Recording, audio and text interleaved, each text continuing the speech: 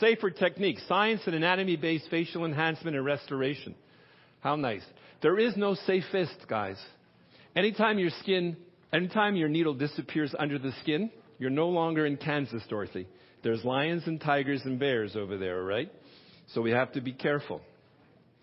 We don't want this, a disastrous filler complication. We're seeing too many skin necrosis and too many cases of blindness, okay? So the way to prevent against that, I'm going to give you some little tips and tricks. We don't just inject lines anymore. We're injecting beyond lines like I was telling you before. This is what we used to do. We used to inject a little bit into the cheek, a little bit into the lines of fold. This is Ken's patient. You'll see his treatment afterwards. He did this. He extended beyond treatment of lines and folds. He went under the skin. He recontoured. He restructured. When you're all over the face to get a result like that, that means that you're delving into areas that have vital structures onto it. How do you know whether or not you're in a vessel? Is it purely by aspiration? Injection anatomy is what's important. And now let me make you understand something. We're talking about injection anatomy. That's not surgical anatomy. That's not radiological anatomy. When you talk about injection anatomy, it's what you're holding in your hand. If I'm holding a scalpel in my hand, then it's surgical anatomy. I have to know where everything is because I'm going to go ahead and cut through things. If I'm talking about holding an ultrasound wand, it's radiological anatomy. So what is injection anatomy? Injection anatomy to me, and this is how Kent and I defined it, is it pertains to the depth, that D word, the depth, okay, of the injection. It's the location of the tip of your needle. Because when your needle goes in, the stuff is coming out from the tip of the needle or from the side port of the cannula. And where the tip of the needle is extremely important. You can go through structures, but you can't be in them. Go back and learn your anatomy. Take out those huge textbooks that are on facial anatomy. There'll be 500, 600 pages. That is surgical anatomy. It's a good thing to understand the basics, but it's only going to confuse you. Because what the textbooks show is just an average depiction of what exists. This is Gray's Anatomy showing the venous drainage of the face. That's an actual situation on a cadaver where everything was dissolved except the venous system. The same thing for the arterial system. So you don't know which variation your patient is. There's so many variations and classifications. What if you think you're injecting the patient that's on the bottom right and you're injecting a tear trough, but it's actually the patient that's on the top left and the artery is running over there? How do you know? You don't. You don't. So there is no safe fist. There is no 100% guarantee once your needle disappears under the skin that you're not going to cause a problem. But there are safer zones. Injection anatomy is understanding the regional anatomy as it relates to the surface of the face. And then the underlying depth of what you're targeting and the vital structures that you want to avoid. Does that make sense? You don't have the opportunity to do CT scans with infusions on every patient that comes into your office for a facial injection. Right? And you can't miss a vessel, guys. If you think that you stick a needle in and just because you don't get blood back, that means that you haven't hit a vessel, you're wrong. You hit a vessel every single time. The thing that you don't want to happen is you don't want the tip of the needle to be inside the vessel. And I'll extend it even further. I didn't get a chance to expand on this yesterday. I told you grandpas, gender, race, age, medical history. Okay? In the medical history of grandpas, is previous surgery. Any patient that's had facial surgery done, all bets are off the table with respect to anatomy. Okay? Anatomy changes, but more importantly, the physiology of the tissues change. And we've shown that if you inject into a scarred bed, okay, you inject into a scarred bed and you go down with your needle and you just make a little nick in the side of the artery as you go down to bone and you inject on the bone. When you pull your needle out, the pressure on the product that's in a scarred bed, it tries to find the pathway of least resistance. It comes back through your needle tract and through the side of that little nick will get into the artery and cause a vascular problem. which is why we see more vascular problems in patients who've had previous surgery on their face. So be careful. So, you put your needle in. You don't want it to be in here. Why? Because the second that you press on the plunger of the syringe, the pressure at the tip of the needle exceeds the heart pressure. Think about it. Your heart, what does it run? 120 over 80? 140, 160? Maybe you just finished giving a talk and you're nervous. It's 180 maybe. The pressure at the tip of the needle is higher than that. And once you start to press on the plunger, guess what? The product doesn't care which way the blood's flowing. There's a beautiful demonstration of that by Dr. Kim from Korea, where he injected into an IV tubing that was getting narrower and narrower, and it had a blood pressure cuff at the top at 160 millimeters of mercury pressure. And as he injected dyed product, the product went up towards the 160 millimeter of pressure. It went backwards because it follows Poiseuille's law. Poiseuille's law states that the resistance to flow is inversely proportional to the radius to the fourth power. That is an amazing amount of power. One little bit of difference in radius makes a huge difference in the resistance to flow. So when you inject, the product is going to seek going down the largest channel possible, which is where? Proximal or distal? The arteries get bigger as they flow or they get smaller? They start from big and they go small. So the product, when you inject it, is going to flow backwards very often. And then when you release the pressure on the needle, it flows forward. And we see it stuck in the arterioles. There has not ever been a case reported, ever, okay, of skin necrosis occurring because of external pressure on an artery. Every single documented case of skin necrosis that has had a biopsy has shown product inside the artery. So people say, oh my God, it's compression. The vessels of the face are the most distensible on the body. You have to inject probably 4 cc's into a piriform region to really completely occlude from external pressure the angular artery or the facial artery. I tie that artery off when I do surgery on patients that have cancers around their nose. And I don't end up with half a face necrosed because there's arborization. There's help from the friends. So if your needle goes through a vessel and you inject on the outside of the vessel, like that, you might get temporary blanching, but a little massage will set it free. Okay? Because you're hitting the tree at the trunk. So, patient comes in. You decide that you want to do a tear trough. You put your needle in. You aspirate, which isn't a 100% guarantee.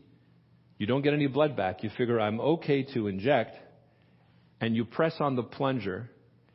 Depending on where you are on that artery, which is the angular artery, which is either a continuation of the facial or a continuation of supratrochlear, whichever way you want to look at it, which way is the artery getting larger? That's what happens, and then when you release, boom. Okay? So what does that mean? It means that you inject it in the tear trough, and we see something down near the lip. Very common. That's one of the more common issues that we see. What is that little purple discoloration that you see over there? Is it a bruise? You inject it up near the tear trough.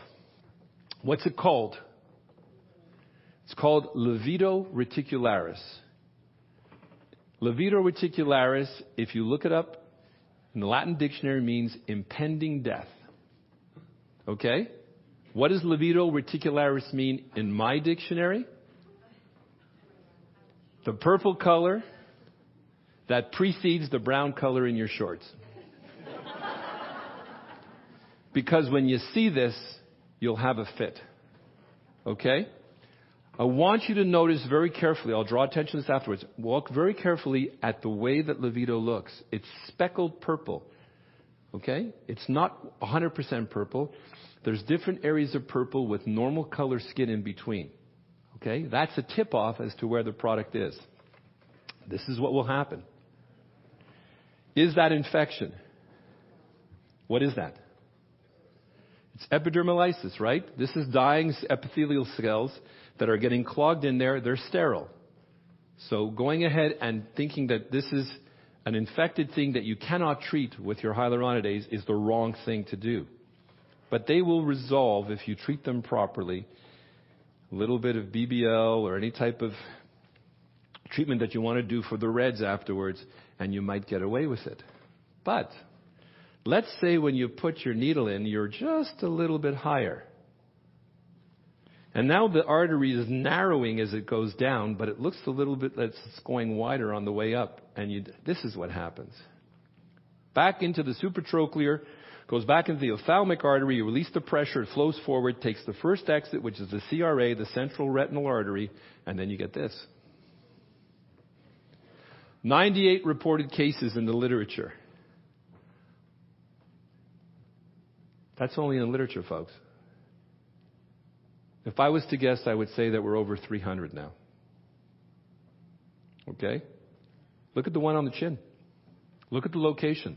The face is a highway. Anywhere that you inject on the face is a possibility of causing skin necrosis or causing blindness. And we can't do that.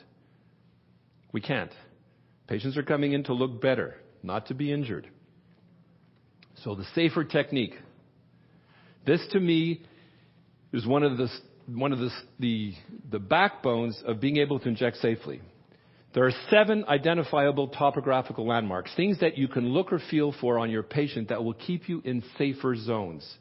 There's 5 palpable bony landmarks. Number 1, you feel for the temporal crest or temporal fusion line, which is palpable just above the eyebrow, the most palpable over there.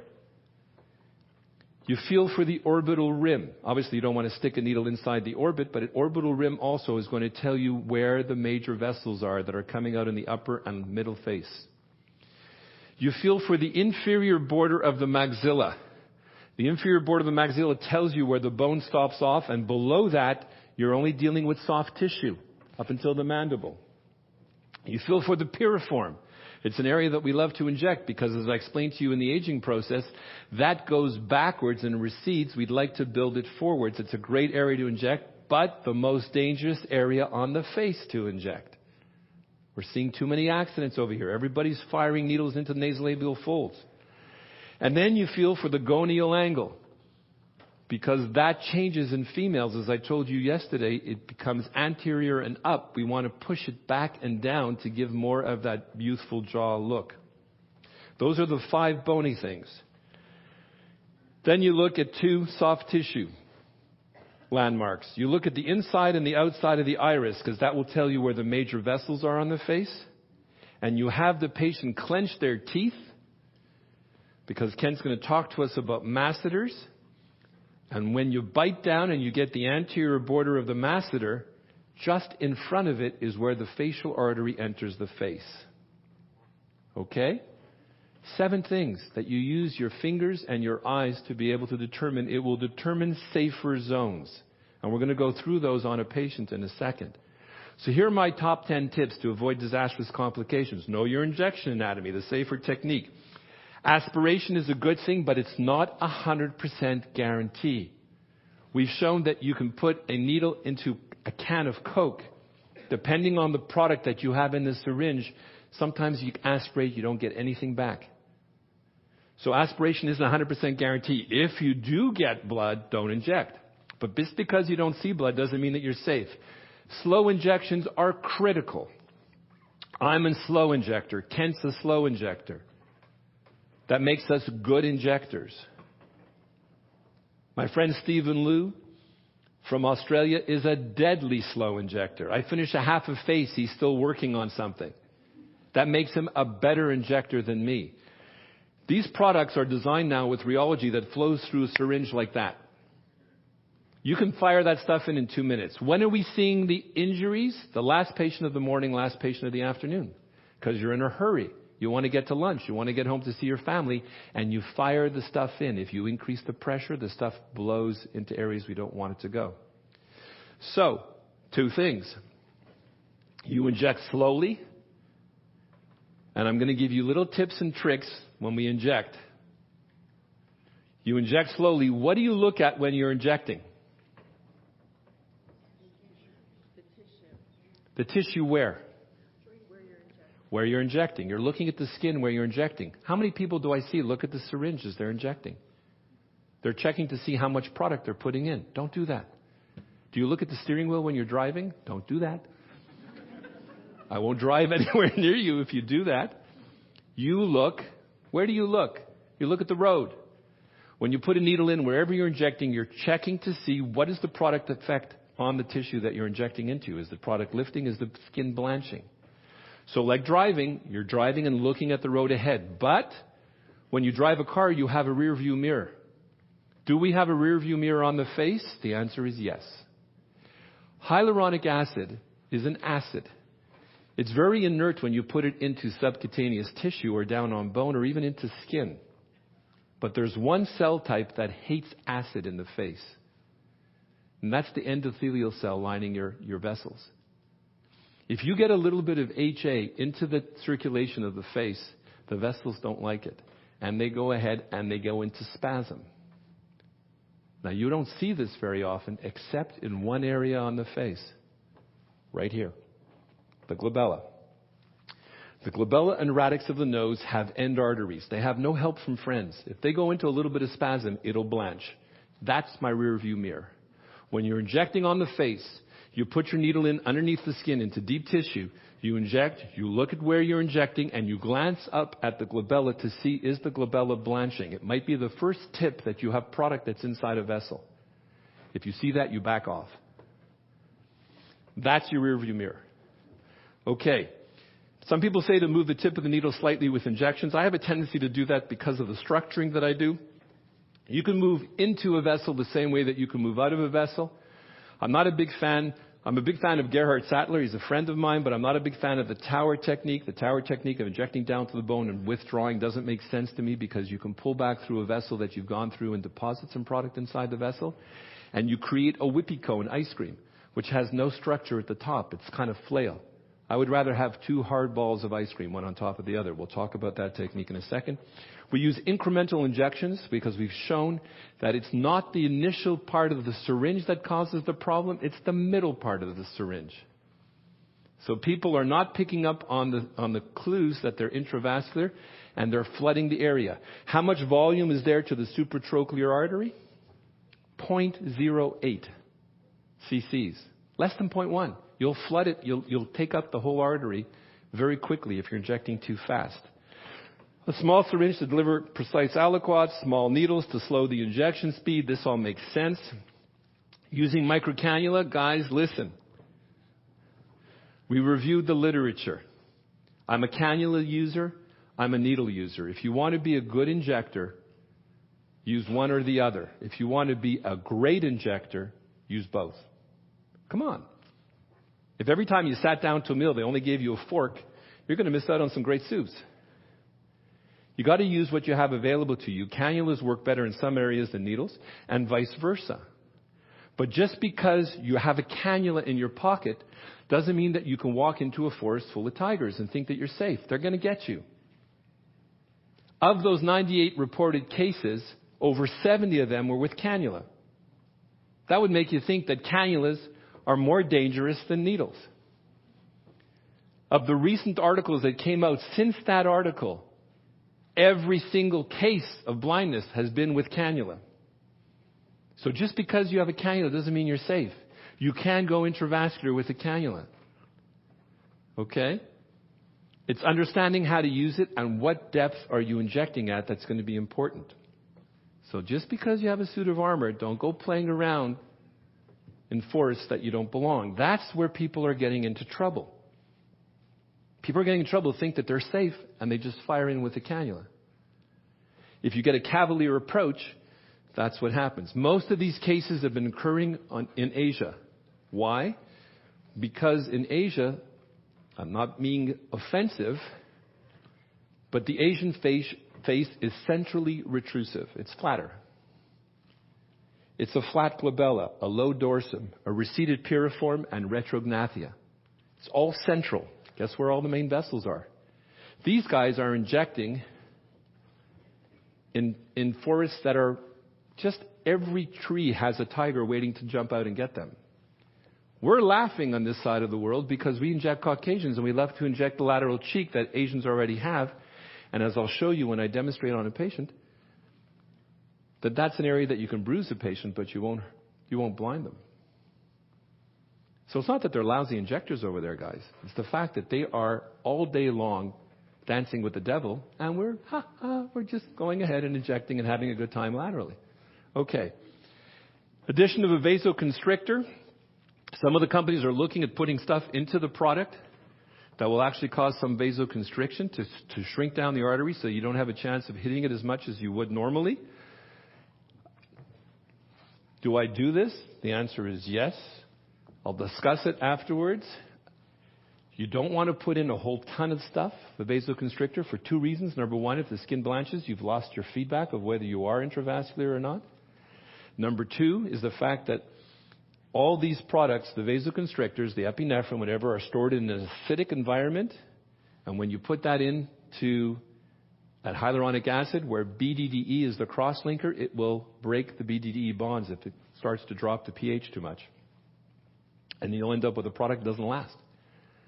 So you want to put in a little bit of it, maybe, if you want to blend. I do that. You don't have to do it. Like I said, this is what I do in my practice. It doesn't mean that it's written in stone. It's not the Bible. Just think about it. But it helps me, especially when I'm doing areas that I have to go back and retouch at the same session, because lidocaine is a vasodilator.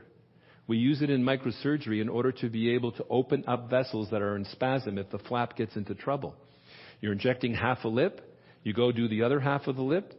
We say, Kent says all the time, that two sides of the face are siblings, but the two sides of the lips are twins with proportion upper to lower. If you're going to twin the lip and take your time on it, you're going to obviously go back and try to adjust something on the original side. Guess what? Your lidocaine has now dilated up all those vessels, and your risk of an intravascular injury or your risk of bruising is higher. And then patient selection. Like I told you, look out for the patients that have had previous surgery. Questions before I get to this little situation. Who are we going to get as a model up here? Do I have a model that wants to come up and get drawn on? You have a question? I do. Fire. You're saying that your rear view mirror is a glabellar region. Correct. And that is going to be an indicator for anywhere on the face? Anywhere on the face. Anywhere on the face, that if you start to get HA into the circulation, okay, as that HA is flying around the circulation of the face, little vessels are going into spasm, but the ones that are in the glabella don't have any help from their friends, and you'll start to see blanching in the glabellar region. So that's a quick tip-off. It's not going to happen every time, but it's just, I have a tendency when I'm injecting, that I inject, looking at where I'm injecting, I glance up at the glabella, and then I go back to where I'm injecting again to make sure that I'm okay. And then for the other question I had, do you ever use like a topical epi, like 1 to 100,000 for the vasoconstriction? I don't use any topicals at all. I got into the habit of not using topicals because I'm on stage so often, and when you put on a topical like EMLA or whatever you're going to use that's going to be a anesthetic on the face, the tendency is there to have a rebound flush, and the patients look red on the screen, so I stopped using it, and as a result of that, it forced me to become a better injector to decrease the pain by technique rather by relying on drugs. No, but I was talking about for the vasoconstriction. Right? Using epi 1 to 100,000 or 1 to 200,000. As a pre-injection? No, just topically. I've seen people put it on topically. Again, I guess you could do that. It might be irritating. Or number two is it might cause blanching that you really don't know if you're going to be intravascular or not, if you're doing it that much. I only use a teeny little bit in the product just to cause enough vasoconstriction that I don't end up with bruising. And, excuse me, and I don't want to give the patient a block that they've been at the dentist for 4 hours. It's all about the experience. Anybody can inject a face, but if the patient has to go home for an hour afterwards and wait for muscles to start moving again or wait for blanching of their face, which is kind of unusual. You volunteered. Thank you. Come up here. If you're waiting for that, then this one? You got it. Okay. if you know, that's not, when I do my injections, I plan my injections not to hit certain muscles so that they can smile. I plan my injections so they don't have a numb feeling for the next half hour, 45 minutes, because the time that the patient looks the best is 5 minutes after you finish. I want them to leave from my office and go out and meet their friends and go for lunch. Because what happens every now and then is that they'll maybe say to their friends, I just I just had injections done. And the friend will say to them, wow, you look fantastic. You look radiant. You look beautiful. They might say, yeah, I just came from Swift's. And they'll say, what are you talking about? I said, yeah, I just had my injections done a half an hour ago. And they're going to say, what? When I get injections, I have to go home and I have to wait an hour for my face to start moving again. I said, no, he does this technique. It doesn't hurt, and you don't have this numb feeling like you're at the dentist, and you can go out right away. Guess what the friend says? I got to go see Swift. That's how you garner more patients. Okay, so we're going to look at this very quickly over here, and I'm going to go through some things. I actually had a bowl. Here it is. Upper third, middle third, lower third. Upper third of the face. 3 major vessels that are coming into the upper third of the face. You have the supraorbital, supratrochlear, and you have the frontal branch of the superficial temporal artery. How do you find them on a patient? A beautiful patient, by the way. How do you do that? Okay. First thing you do, like I said, is you feel for... Let me see if I have a white one. Yeah, I do. Thank you. Thank you, Kent. I feel for the temporal crest, which you can feel down at your eyebrow, guys. You can feel it down over here. You'll lose it up over here. That crest is over here because that used to house the very thick temporalis muscle. When we were swinging from trees, the only way we could defend ourselves was to bite things. We had huge temporalis muscles. Now they've become pretty much a vestigial muscle. And grinders and clenchers, like Kent is going to show you, they start to develop it again. I tell my friends, if you ever see a large temporalis on a female, be careful, she's a biter. Okay? So, we feel for the temporal crest. We mark it. Feel for the temporal crest. You mark it. Okay? Is this a pencil? Who thinks this is a pencil? Who thinks this is a confidence tool? This is what it is. It's a confidence tool for me and a confidence tool for the patient. The patient says, my God, this guy has a plan. He's drawing on me. It's not like when patients come in for breast surgery, facelift, or tummy tucks, we're constantly drawing our plan. This guy's not just going to fire a needle in on me. He's actually planning something. Well, I got her fooled. Okay. Temporal crest. We used to say that the frontalis muscle runs from crest to crest in 98% of patients. Guess what? We're coming out with an article now because I just 2 weeks ago did 30 head dissections. That's a fun thing to think about. In the cadaver lab, and shown that the frontalis in most patients extends beyond this.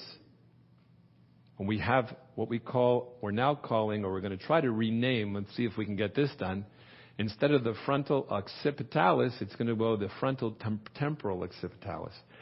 There's actually little fibers that can be over here. And those are the patients that have a tendency to Spock when you go ahead and you inject their forehead with toxin and you miss that one little area. But anyways, for our purposes, it's crest to crest. You have the patient look straight ahead.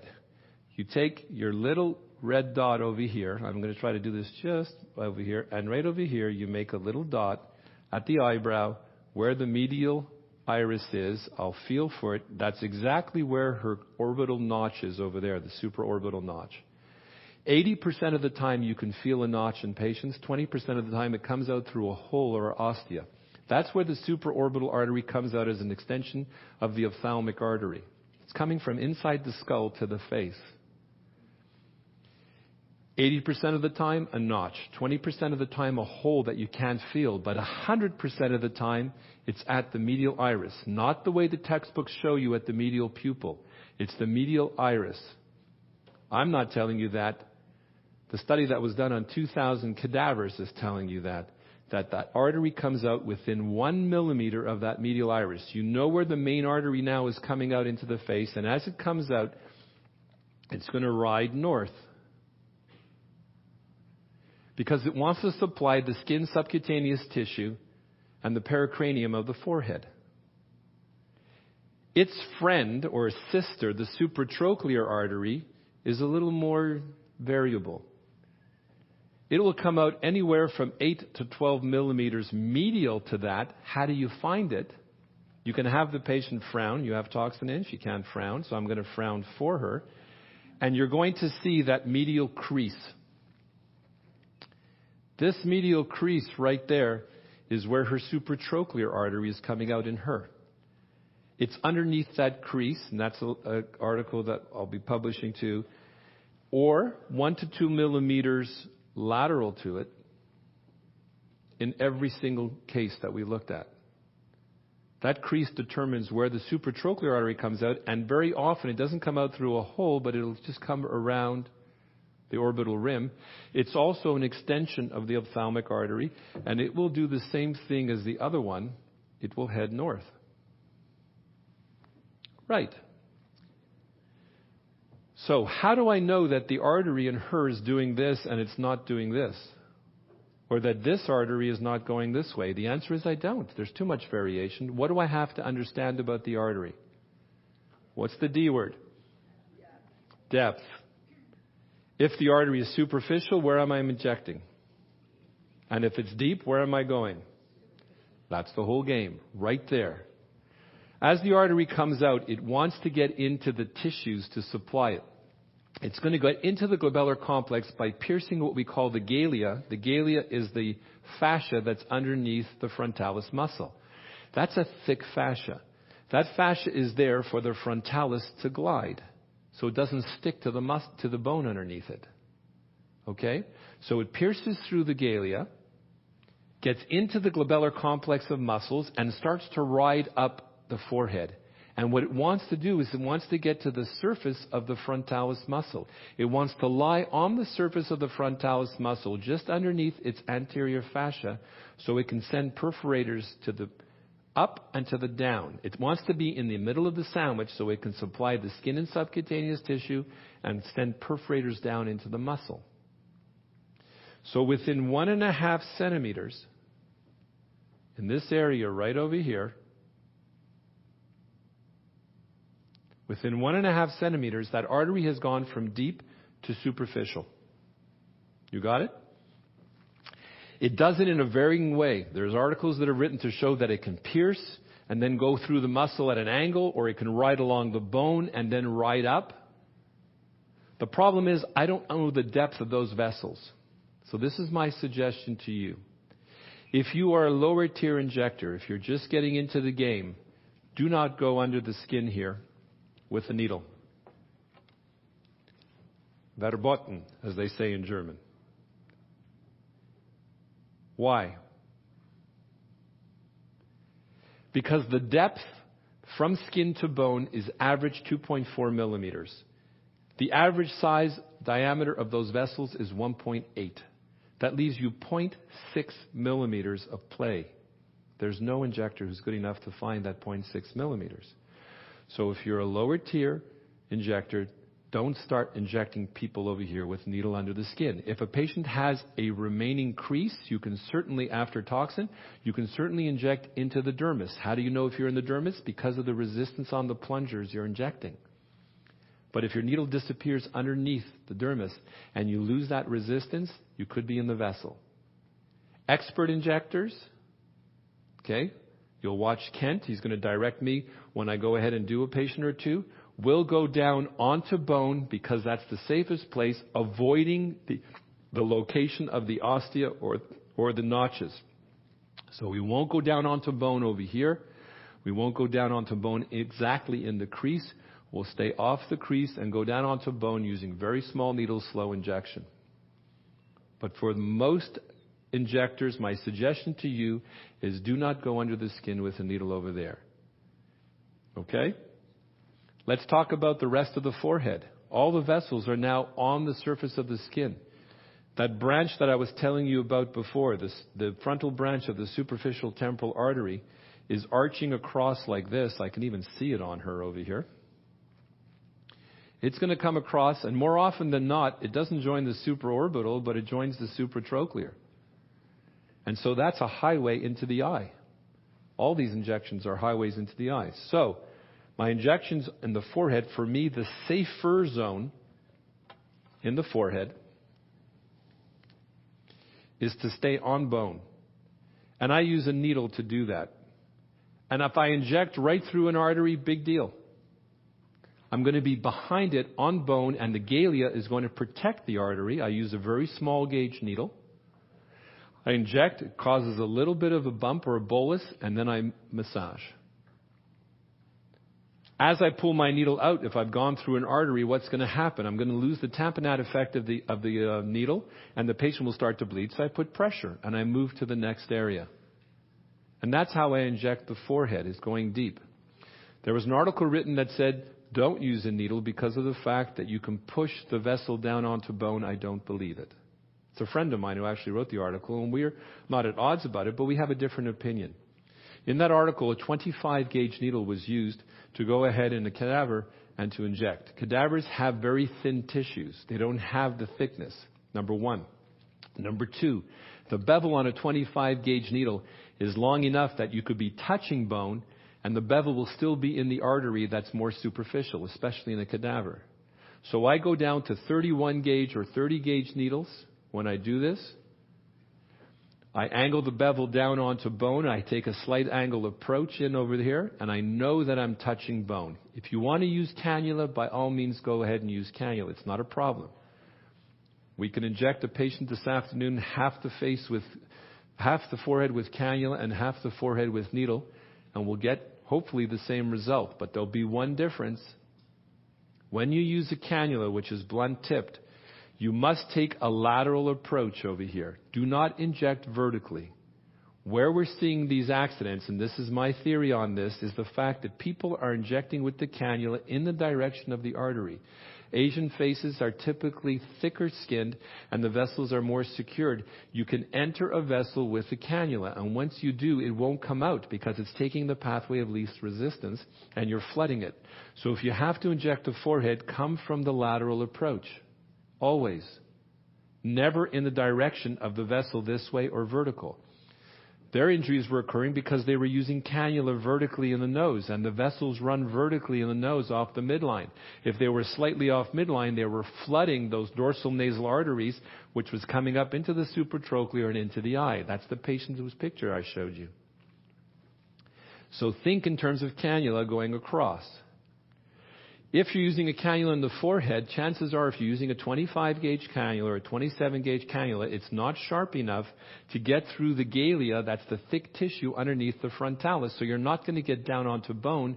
You're going to be just above the galea and behind the muscle. It's still a safe zone, but there's a problem. The lidocaine is now going to affect the frontalis muscle, and the patient won't be able to lift her eyebrows for a half an hour. In fact, she'll look heavy-lidded. When you inject down onto bone, the lidocaine can get through the fascia and the frontalis maintains its activity. So I do that for the experience of the patient. Okay? Something to think about. Let's move on. Deep, deep, deep, deep, deep, deep. There's one other thing that I should mention, and I almost forgot. Don't forget anything, Arthur. That's not nice. Here we go. The most important vessels are off the bone after that 1.5 centimeters. So this area is pretty much avascular. When we do forehead lifts, we can go right down onto bone or even onto the periosteum, and we can strip it in literally 30 seconds because there's no major vessels. There are some periosteal vessels called the periosteal branch of the supraorbital supratrochlear. They're very small and they're very tortuous. They shouldn't be an issue. But there is one vessel and one nerve that you have to be careful for. It's the deep branch of the supraorbital nerve. And it does this. Okay? That deep branch of the supraorbital nerve doesn't follow all the other nerves with the arteries on the surface. It goes its own way. That's the deep branch of the supraorbital nerve with its associated little artery. Okay? Here we go. So there's a teeny little artery that goes along with it. You good? I call that deep nerve the Rhonda nerve, because if you ever met my wife Rhonda, she just does what she wants. Everybody wants to go that way. My wife wants to go that way. That stays here. Okay. So, that nerve and artery are found 1 centimeter inside the temporal crest, right here. It's consistent. It's lying on periosteum. When you do a supraperiosteal forehead lift, you can see that nerve sitting there. When we do anatomical dissections, I leave that nerve there to show people that it's a small little nerve, but it has an artery with it.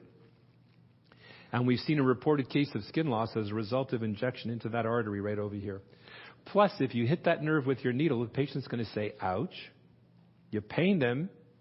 You won't retain them, right?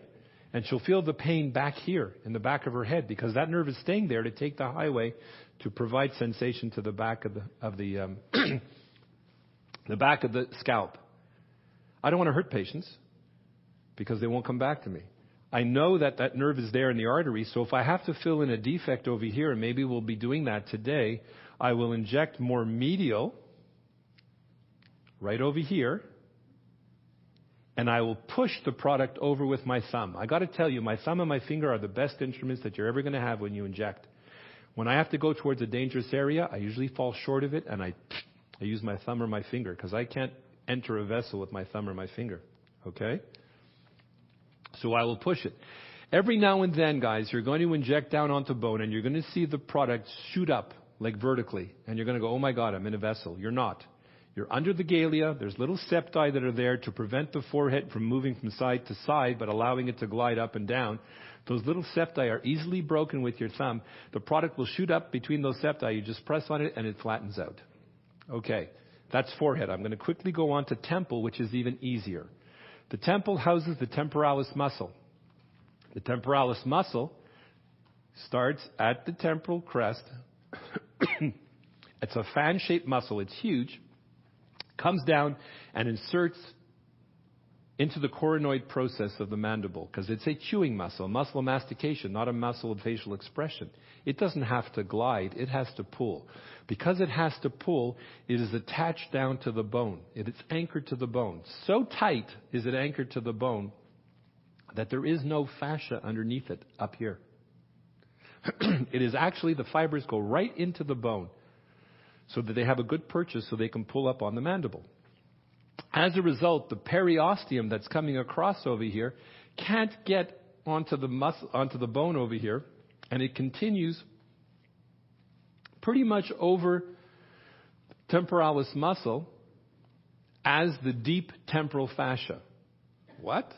Deep temporal fascia on the surface of the bone? That's a misnomer, but that's what we call it because the galea, which is the next layer coming across, goes over the deep as the superficial temporal fascia.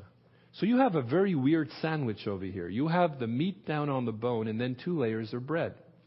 We're going to use that to our advantage. That anatomical oddity is what I use when I devise that system of being able to inject the temple with a single point. The vessels over here are sitting in the superficial fascia. When we elevate it, you can see them lying on top of the deep fascia.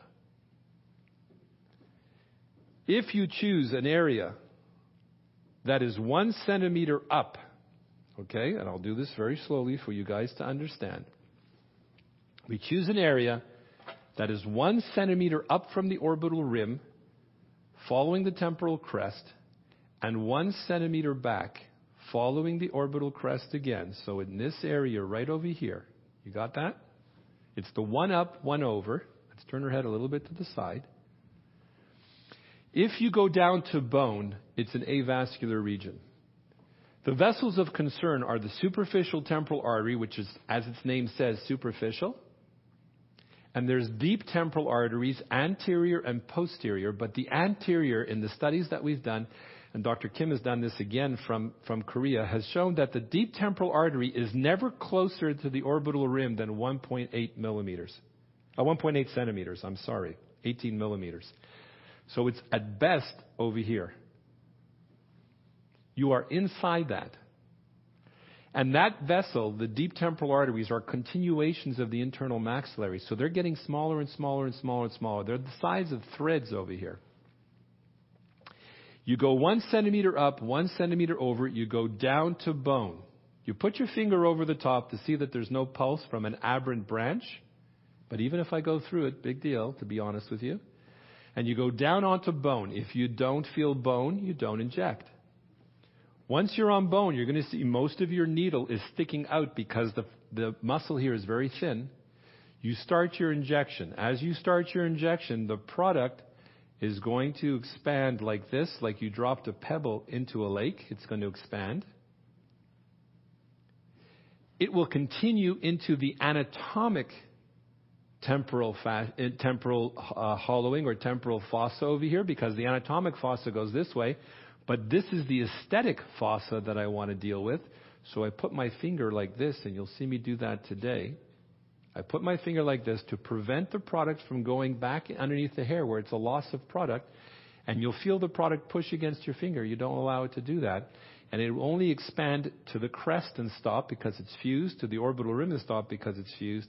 And it will expand down into the temporal fossa aesthetic that you want it to do. Typical volume, 0.3 to 0.4 cc's of product. I don't flood this area because what you've done is you've created a tent pole, and then the canopy, it hits its head on the deep temporal fascia, which is above the muscle, and spreads underneath that deep temporal fascia to fill it in. Can you treat this area with cannula? The answer is yes. There is no absolute. If I was to treat the area with cannula, I would want to treat superficial. Every layer here has a tiger. Superficially, you have the superficial temporal artery. In the intermediate tissue, you have a deep temporal vein called the middle temporal vein, which is massive. 4 reported cases of pulmonary emboli as a result of injection into that temporal vein, that middle temporal vein. 1 death as a result of that. So you don't want to be in the intermediate. And then if you go into the muscle area, you have the anterior and posterior deep temporal arteries. So for me, the safer area is to be on bone over here. Not here, but here. Okay? If you go with a cannula, stay subdermal and go in this direction away from the superficial temporal artery. You don't want to inject like this, like I see injectors do. You're going to get into trouble. 4 cases of blindness from temporal injections. Okay, so you want to go this way. Start and move away from danger. That's the temporal area. 1 up, 1 over. Simple. I'm more comfortable injecting here and here than I am over here. The lower face is even easier than all that. This is all about depth of injection, understanding where the vessels are. So here we have deep, deep, deep, deep, deep. If you're a novice injector, don't go under the skin with a needle over here. If you're more experienced, avoid the osteas. Don't go under the skin over here because you hurt the patient. Don't go under the skin over here because you're going to blind the patient. For the temple, 1 centimeter up, 1 centimeter over. Now let's talk about the lower 2/3 of the face, and this is even easier, guys, because it's injection anatomy. I can put injection anatomy into 2 pages, not a whole book. Facial artery is a branch of the external carotid. I hope we're going to be able to get all this stuff. Is this the indelible stuff? It's okay, about a week or so. Halloween, perfect. That's right. You're great. Okay. Dressed for tonight. You're dressed for it. There you go. Excuse me. External carotid artery. Okay? As it comes up, it gives off a branch called the facial artery, which runs underneath the mandible. It has to get into the face. Guess what? There's a masseter in the way, and that's a huge muscle that's attached down to bone. It can't get into the muscle, so we're going to ask you to clench your teeth, please. It's got beautiful masseters. Oh, Kent's going to love you. Here's the anterior border of the masseter. You can feel it. That's the other soft tissue landmark that we're talking about. The artery will cross over just in front of it. Like that. You put your finger there. I have her pulse. Beautiful pulse. Slower than mine. Okay? Once the artery gets into the face, it's going to do something crazy like this. It's heading towards the piriform region. And it twists and turns like that. I say it drives like my wife. I'm only kidding. She's a great driver. Not a problem. Why is it doing that? Can you open your mouth all the way? It has to act like a spring. Okay, you can close it. If every time you yawned, your face turned white, it would be kind of embarrassing. That artery is thick like hell. It's the biggest artery in the face. And in order for it to be able to stretch, it has to be coiled. And it coils its way up there. The vein, on the other hand, is thinner. It doesn't have to do that. So the vein does this. It takes a straight course from that area into the masseter. We'll find it in the masseter over here as it drains the face. So it's an unusual situation because arteries and veins usually run together, but when we have to do microsurgery, we have to plug into the artery and vein separately. We have to find them separately. The problem is I don't know whether the artery turns right or left as it goes into the face, and it's going back and forth, but what do I have to know about that artery? Its depth. If it's superficial, where am I injecting? And if it's deep, where am I injecting? Here's the good news. It is bloody deep. It is so deep that it hugs the bone as it goes in, stays on the buccinator muscle, which is the muscle lining the inside of the mouth. That's the muscle that frogs use to call their mates. Right? I didn't get a frog response here. Okay. Nobody hopping up on stage. It will continue underneath rhizorius, zygomaticus major. It will go under or over zygomaticus minor, but I don't care because it's up over here. So I feel for, there's the other thing, I feel for the bottom of the bone of the maxilla because there is no bone down here. And for all this area right over here, got a nice color because you guys are going to want to take pictures. She's going to be a very popular girl after this. Okay? For all this area right over here, artery and vein are running deep. Where am I injecting? This is where I prefer to inject superficial. There's one or two exceptions. We'll cover that in a second. But I inject superficial. I prefer cannula versus needle because it doesn't bruise. And the other thing that I do is I pull the cheek skin out when I'm doing my injection. If you pull out the skin of your cheek, you'll find that all the stuff on the inside of your mouth, the lining of your mouth, the vessels, everything stay there, but you're distracting. By doing this, I've increased another centimeter or two of safety zone when I inject. Okay? So I stay superficial here except when I inject gonial angle. Sometimes I go right down to bone, but we'll talk about that. I don't like to violate parotid if I can avoid it with filler injections. We're talking fillers here. We're not talking about going in, obviously, and injecting into masseter or parotid with toxin. And if I'm doing jawline contouring, where's my access point? Green is go, right over the artery.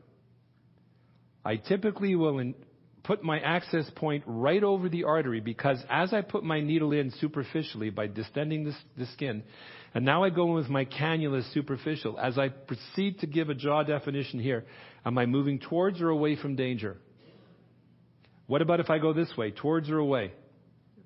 And that's me, always away from danger. If you start from back here and you start to do it and go forward, if you dip down deep, you can hit that artery. Chances are a cannula won't pierce it, but if you nick it or bruise it, you're going to have one hell of a bruise over there. Okay? Let's talk about this area of the face, what I call the Caucasian area of the face from the lateral iris, there's our marker, all the way over here. The artery that supplies that area is called the transverse facial artery. It runs along under the zygomatic arch. It's deep. It's a branch of the superficial temporal artery. It gives off a deep branch that goes to here. Do I care about that? No, because I'm injecting superficial.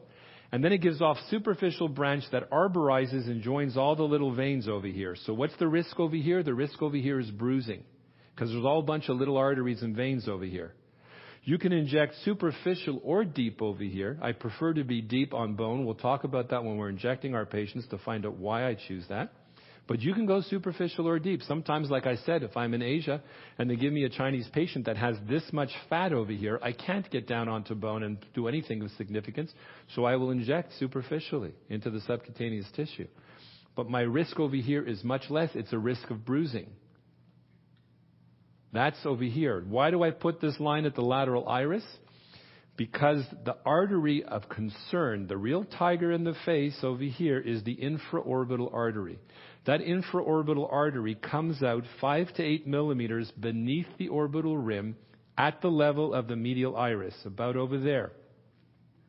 Sometimes you can palpate and feel the little hole for it. But it's a more variable artery, and it actually might come out to the mid-pupil. That's why I leave myself a little border over here. So I will inject down onto bone here and here, but when I get into this area, that artery is coming out and is supplying the tissues overlying it. I don't know its depth. It's very similar to here when I don't know the depth. If I want to treat this area, my inclination is to treat this area first, put a little extra product in over here and push it with my thumb. Or I use a cannula from a lateral approach. C. Okay? Why is it a cannula from a lateral approach? Because the artery comes out at a 45-degree angle. As a result, it doesn't come out straight. It comes out at a 45-degree angle, so there's a little hood of bone over it. That little hood of bone will protect it if you come in with a lateral approach with a cannula. And I'll do that today for you on some patients. If you take an inferior approach, it is a dangerous approach. If you take a look at the skull of any patient, it's like a funnel that goes all towards that infraorbital area. It's like somebody taking a putt and you put your feet on either side of the hole. They can't miss the hole. You're going to come up from underneath. You're going to hit that ostia every time. It's going to go right in there. And we've seen cases of intractable pain as a result of product that's deposited into the ostia over here. I'm going to go quickly over it again. It's not hard. Deep, deep, deep, deep, deep. Don't go under the skin here with a needle, especially if you're a novice, because you might blind the patient. If you do go under the skin and you're more advanced, stay away from the ostia. Don't go under the skin here because you can hurt the patient. Good. One up, one over. Superficial. Superficial or deep. Lateral approach with the cannula. Now we come down to my favorite area to inject, which is this area right here, called the piriform region. I told you that area recedes on patients. The artery is coming up. Here's the problem with the artery. In 1 out of every 5 Asians, the artery is sitting on the piriform. In 1 out of 20 Caucasians, the artery is sitting on the piriform. That's why the Asians are getting into trouble. During embryology, they don't have the bone structure over there, and the artery is lazy, so it can very easily wander in there. But as we develop, we have bone structure over there. The artery doesn't want to climb up the mountain of the bone, so it stays to the outside. But 1 in every 20, it's actually 18%, a little more, will have the artery sitting there. The artery is not on bone because it's gone from deep to superficial, and it's not in the skin. Those are the only 2 areas you can inject. If you're injecting piriform or upper nasolabial fold, you must be in the skin or you must be down on bone. But you cannot be in no man's land in between. You cannot be. That's where the artery is living, and that is a dangerous artery. It's continuing with the angular artery up into the eye through the supratrochlear. So when I inject this area, and we're going to inject some piriform regions, you'll notice that my injection angle is this way. I stay away from the angular. Don't inject this way to get near to the facial artery. I inject this way, aiming down towards the opposite commissure of the mouth and staying on the piriform. You don't feel bone, you do not inject. That, folks, is the entire face, and we ran over 50 seconds. Took me 20 minutes to do that. I'm going to go over it again very quickly. Deep, deep, deep, deep, deep, deep. Look out you don't blind the patient over here or you don't hurt the patient over here. 1 up, 1 over. Superficial. Superficial or deep. Lateral with a cannula. Skin or bone. Finished. Those are the safer regions. When we get to do lips, I'll discuss what we do with round lips. Okay? So, before we break, I'm going to turn her face to the opposite side where you can't see your little cheat notes. And now I'm going to ask you. Can I inject her here? Yes or no? Superficial or deep? That's good. What about a centimeter inside over here? Can I inject her there with a needle? What's going to happen? I'm going to hurt her. So what am I going to do? More medial? And then? What's my point for injecting into the temple? I feel for the? How high do I go? And then what do I do? This way? Okay, take it easy, all right. Which way? Following the orbital rim. Superficial or deep? On? Do you feel bone? You inject. You don't feel bone? You don't. Perfect. Then you hold your finger behind there. That's right. Good. Even an extra little point. Good for you. Superficial or deep? What about here? Either one but? Probably an excellent idea to aspirate here because there's lots of little vessels, only for bruising aspect, okay? How do I approach this? What's that word? Cannula. And from where? From here? From here. And here?